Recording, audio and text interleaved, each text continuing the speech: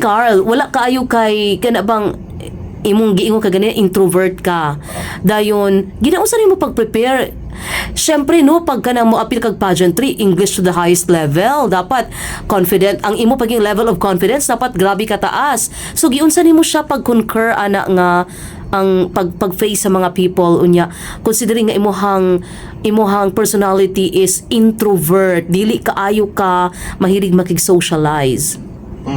Ano yun, nagdako ko sa kanang Samoa lang, which is kanang nara ko sa Samoa, then kanang fear yun ako makig-socialize og tao ba kay wala to madlock ko, but kanang ang pageantry kay first is nakita na ko siya in social media na kanang bitong that time kay I just looking for nga kanang butang nga makatabang sa ako sa akong personality nga wala i-change na ako or gusto na ako pag-uon.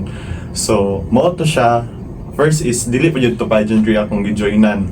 Nag-join pa ko is kanang mga modeling sa org. Then someone sulti sa ako adito diya sa Robinson nga kanang I have the potential daw to join sa pageant. Then kanang overthinking ko, pwede di ko na nga ma-block ko tao makig-communicate din katong fashion show kay warag focus ra siya ba kay naay ka ng model nga kanang ni-delay siya nya warag ipuli din ko largo like inana lang bitaw until nga kanang warag napadayon siya, then dito na naging sa ako nga I have the potential, pwede ka mo join ani Mr. Investin din unknown kiko anang Mr. Investin din niya organization. Yes. Try ko ni then mo na din to kana same year kanang katong what I said earlier, katong tula ka pageant for gilaras bitaw na ko siya maybe katong from sa school barangay wala gimo na ko siya training. Yes. Kanang maybe kung ako sa stage kay kanang blind na lang kay let's see if kung naging improvement dil nga kanang